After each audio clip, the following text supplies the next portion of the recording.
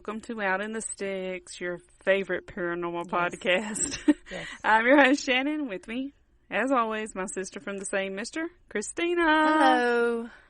Storyteller extraordinaire. Yes, What's that's up? me. Not a lot. Not Just a lot. Been chilling.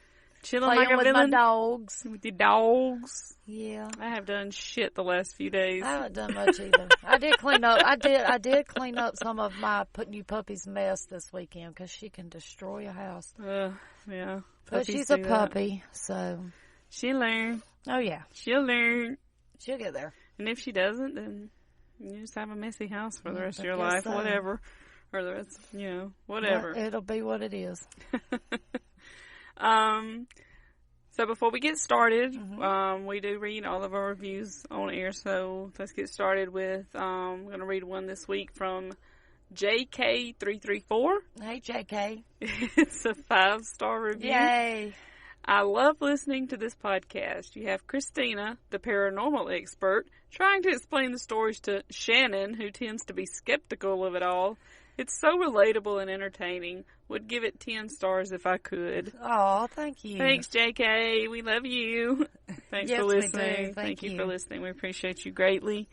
Do want to remind everybody that if you're into true crime, we do have another podcast, One Crime at a Time. If you would like to give that a listen, you can find us anywhere you found this podcast. Yeah, pretty much. We're everywhere. We follow each other everywhere we go. We're everywhere. It's like Santa Claus.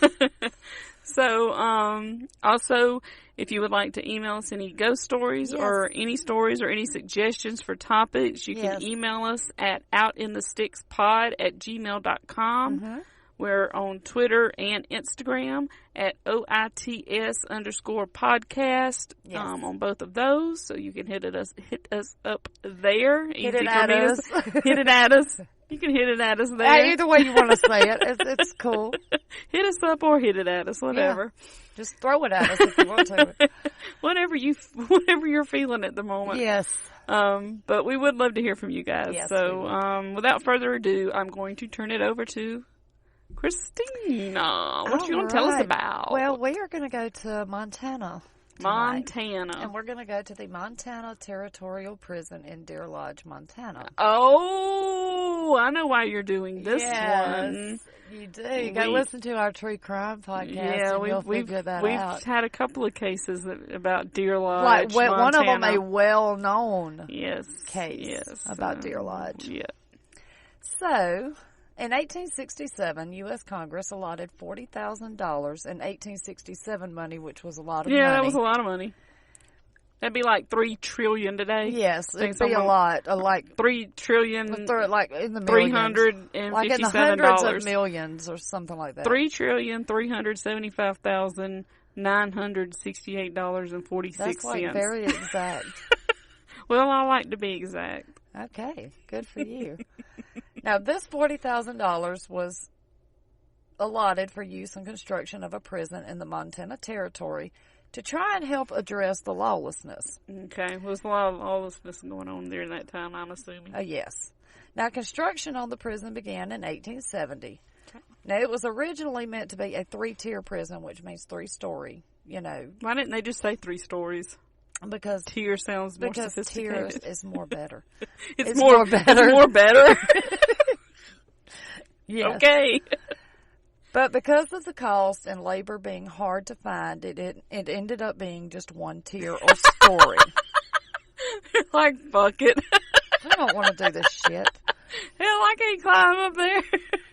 Now, construction on the prison was finished in 1871, and on July 2nd of that same year, the U.S. Marshal William Wheeler took possession of the first 9 prisoners to be incarcerated in the facility. How many was it supposed to hold? 28. Oh. Just wait, we're going to get there. That's really going to address a bunch of lawlessness. Well, that's why it was supposed to be a 3-tier prison. That's so American. That's good enough. Fuck it. Just fucking. It's good enough. Now, this is when the first prisoners were housed in the Montana Territorial Prison. Okay. Now, the old Montana Territorial Prison served as the primary penal institution for the Montana Territory from 1871 to 1889, at which time Montana gained its statehood. Okay. And it became the state prison. Gotcha. Now, the old prison served as Montana's correctional facility for more than a century before the current state prison was constructed outside of Deer Lodge in 1979. Okay. So those two cases that we were I was talking going about to say, but before, would have been from the old yes, prison. they would have. Now, early conditions in the prison made life difficult for the inmates. And I know what people are going to think, how could life be difficult? But this was really, really, I mean, this was even low for prison standards, okay? So this prison had insufficient funds to run properly, so they had very poor food to feed the inmates. There was no heat, no air conditioning, it had no plumbing, and so the inmates could not shower and had to use a bucket for the facilities. God, you know that place smelled oh my God. Smelled like a Civil War prison camp. Exactly. It also had no wiring or any kind of lights. Up until when? Now, they did add wiring and plumbing in the later years. I think it was around the early 1900s. I never could find an exact year, but it was during the Corley Warden years, which he was not a good man. So, okay. I guess you're going to tell us about him. I really didn't, because I didn't like him. Okay. There was also no ventilation in the prison, so you can imagine. Oh, my God. Yeah. So, I mean, this was even pretty low for prison standards. I would just that. rather take the death penalty. Oh, me too. Now, because of all of this, many of the inmates remained sick most of the time, of course, due to the overcrowding and not being able to have the cleanliness that they would need to stay probably healthy. inhaling shit all day long. Or urine. Well, same thing. Just the bed, just disgusting. Jinx. Now, the prison was always known for overcrowding of inmates, and it was known for its insufficient facilities. I cannot say that word tonight. Insufficient facilities. Thank you. Now, a month after it opened in 1871, it was already overcrowded. Wait a minute. Hold up. You said there were 9? 28. There were 9 No, you prisoners said that there went 9 in first. Okay. And then less than a month later, it was already overcrowded.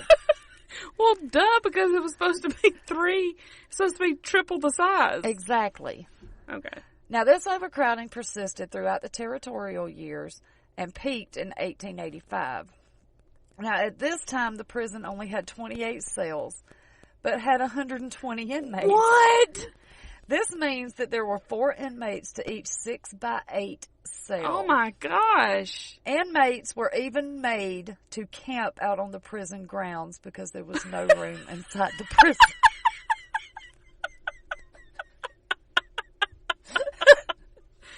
I found that amusing. I had to add that. Now, the prison would get some relief in 1886 when a new cell block with 42 cells was constructed. But even these cells would hold 2 inmates. So the cell block and some paroles of some of the inmates did help to get a roof over the heads of the inmates camping out, but it would soon be overcrowded again. Of course. Now, from the 1890s to the 1920s was when that bad warden, I'll tell you a little bit about him. Well, you have to. You can't just skip over those years. He was the warden at this prison. You can go look it up. It's Corley. And he would use these inmates to build his houses for free. It'd be free labor. He needed to use them to build some more rooms in the damn prison. He did. And I'm going to mention that part of it. But he would also use these inmates to work on ranches around the community and do work for other people.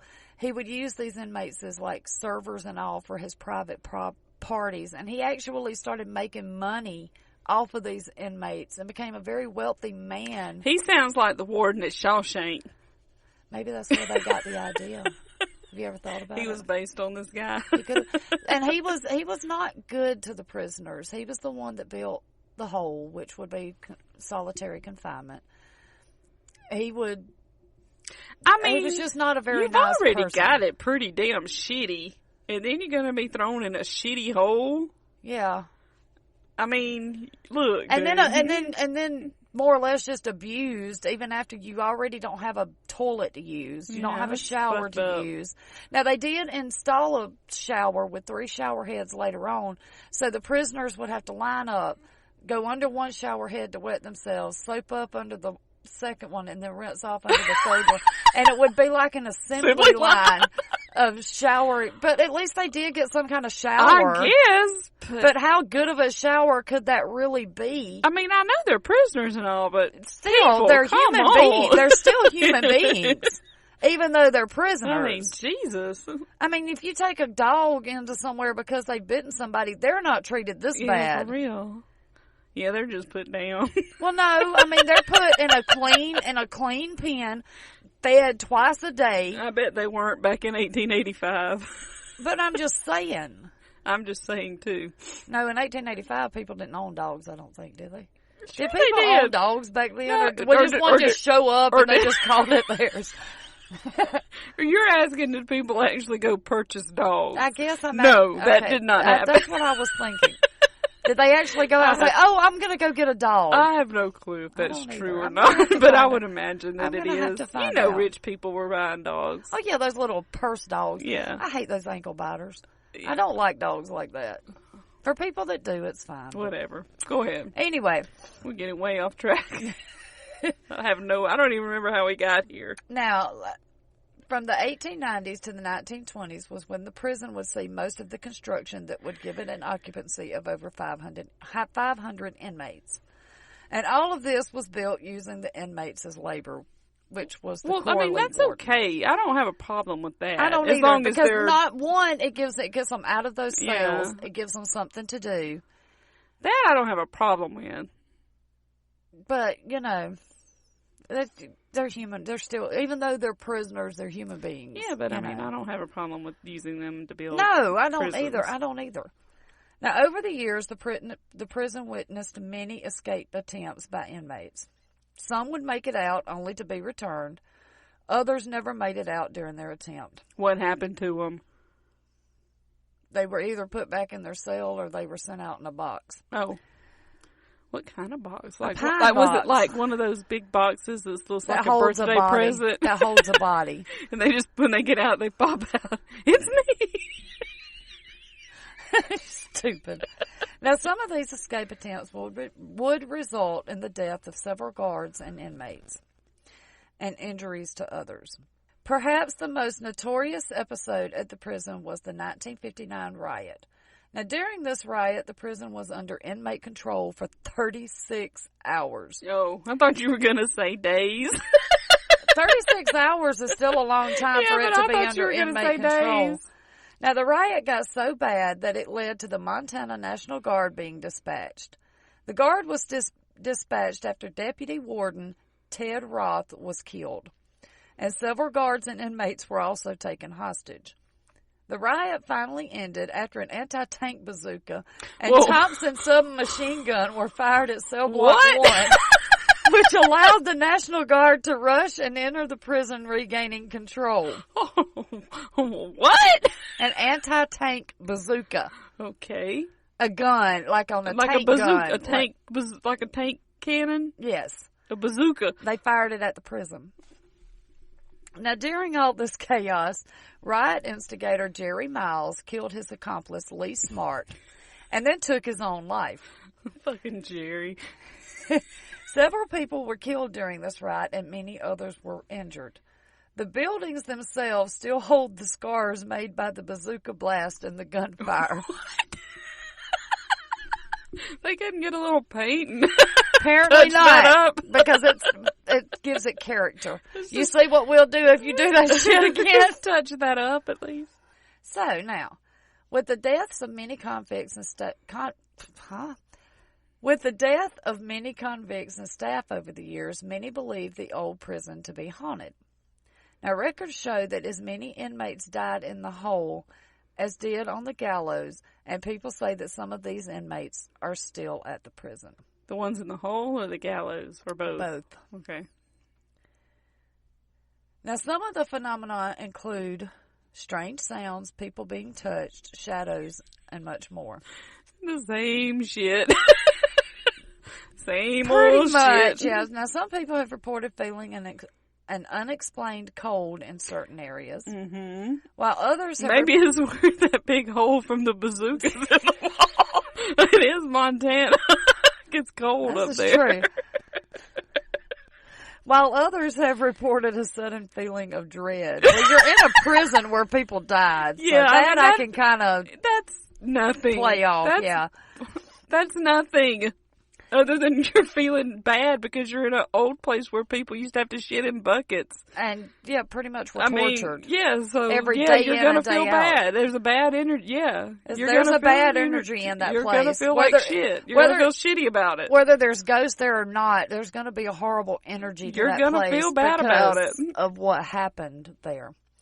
Now, reports of full-bodied apparitions are also common, as well as strange mists floating throughout the prison. Now, people often see figures darting around corners and through the prison. That's what I thought when I saw that. I just thought about this thing darting around. Now, many paranormal investigators say there are intelligent hauntings that interact with them. One such haunting is that of a female voice that calls itself Nancy. I don't know why I say Nancy like that. Nancy. Now, Nancy, I'm Fancy Nancy. Were there women at the prison? Just wait, I'm going to tell you. Okay. Now, Nancy often communicates with investigators through EVP. Now, this is heard in the maximum security part of the prison, which used to be the woman's wing of the prison from 1908 to 1959. Okay.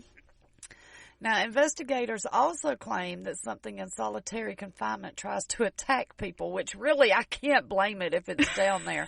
I just want to get out. I mean, it's called the hole. I mean, think about it. Now, there are several reports of people being shoved and something whispering in their ears. What does it say? They don't know. Get out. Probably. Get me out. But perhaps and this is going to make me cry again. Oh, Lord. But perhaps the most famous ghost is the friendly spirit of a well-loved former inmate. It is said to haunt cell number 1 and is thought to be the ghost of convicted murderer Paul Eitner. Oh, bless his heart. But wait. He was also known as Turkey Pete. Turkey Pete? Turkey Pete. Let me guess. Hold on. Don't tell me why. Let me guess. Go okay. ahead. He had a turkey that he kept in the coat of his pocket and fed little worms and stuff that were in the food. Like the guy on Shawshank. No, because that's where they got the idea for that. Yeah, No, that's I read it. That is not how he got his nickname. Will you let me? I'll tell you in a minute. Now, he was a well-loved prisoner who spent 49 years incarcerated at the prison. Now, Pete got his nickname after he had some mental issues and kind of went crazy. Why? And started selling the prison's flock of turkeys to other inmates. Hold on a minute. Hold on. I got a question. I have so many questions right now. Go for it. Okay. My first question. Were there actual turkeys or were they just in Pete's mind? No, they were actual turkeys because they had like a farm to help feed the inmates because they didn't have enough funds to Okay, feed so them they properly. were trying to be self-sustaining. Yes. Okay. 2, what the fuck were the inmates paying for the turkeys with? I'll tell you. I have that information right here. Lay it on me. Inquiring minds want to know. Pete was so well liked that the other inmates were allowed to print money at the prison just to humor him.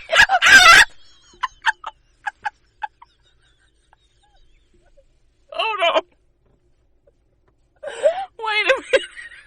I thought you'd get a kick out of that. Hold up. Time out.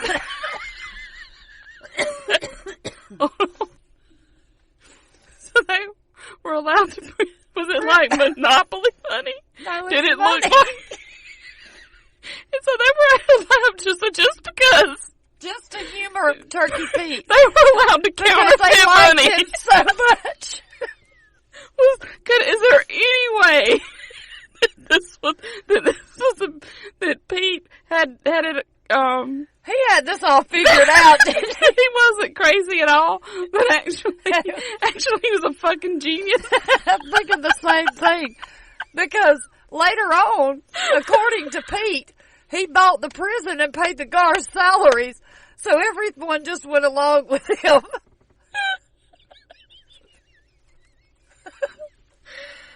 Oh my God. Pete was a genius. Paul Eichner, a freaking genius, even though he was a murderer. So I'm thinking that he just wound up with a bunch of money. But it was counterfeit. What was it counterfeit? Because it was actually printed on a real government printing press. Wait a minute. Think about it. I missed that part. They had printing presses to print things, for the prisoners to print things. But like why to would they sell have and stuff money? like that. Why would they have I don't know why they had the money discs in there, but it was an actual government issued printing press. What the what? So it wasn't counterfeit money. But it wasn't on the right paper. I don't know. It wasn't on I'm gonna guess that it wasn't, but it really wasn't. So it really is counterfeit money. But because the government allowed them to print it, wouldn't that justify them being able to use it? I don't know. I think the guards are the ones who are the idiots here. So this was just a way for Pete to accumulate a bunch of money.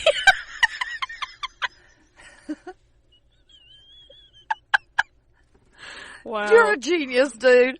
All right. Act like I'm crazy. Crazy like a fox. Like a turkey.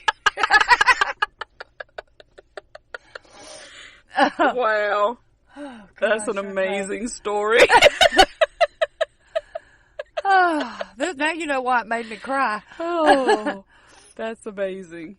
Now, that may be the greatest story I've ever heard. Wasn't that awesome? Oh, okay. All right. So, Pete died in the prison in 1967 of natural causes. Of a millionaire. A freaking millionaire. In prison. Had nothing when he went in.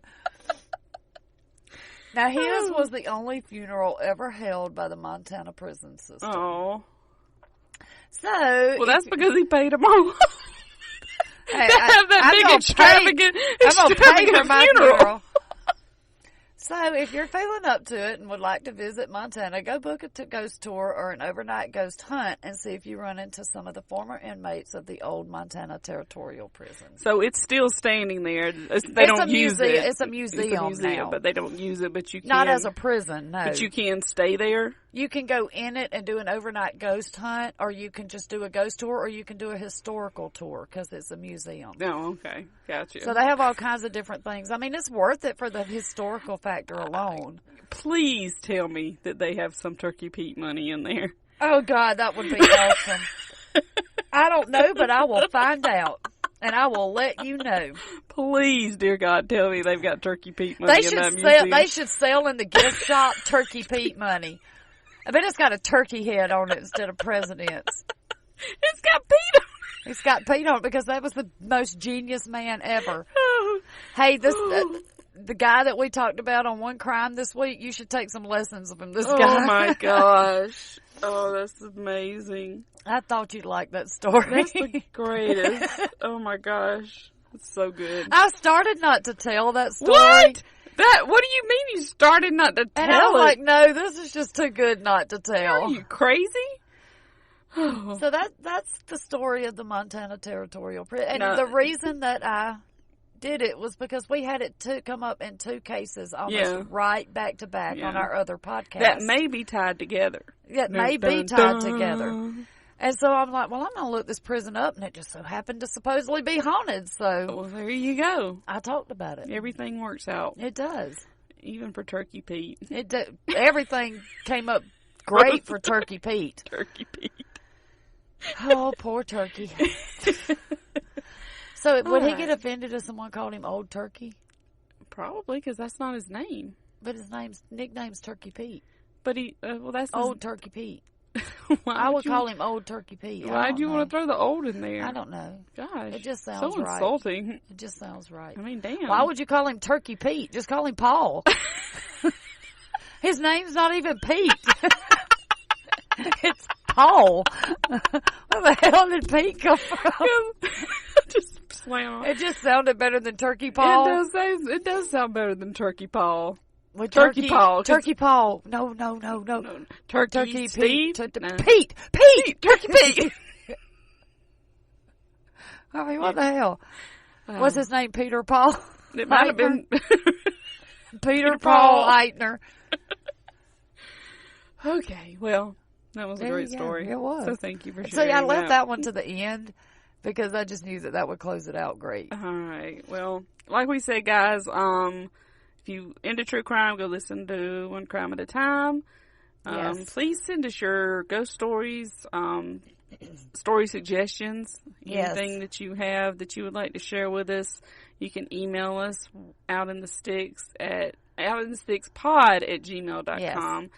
And we're on Twitter and Instagram, OITS_podcast on both of those. If you could, please go rate us and leave us a written review on iTunes. Please. Those written reviews really, really, really help us out. They do. And we will read them. What else? I think that's it. I think that's about it. All right, guys. I know it was a shorter episode, but it was worth it. It was worth it for Pete. The story of Pete, Turkey Pete, had to be told. It did. You're welcome, Turkey Pete. You're a genius. All right, guys. Until next week, remember the creepiest things happen out in the sticks. Yes, they do. All right, guys. We'll see you next time. See ya. Bye. Bye.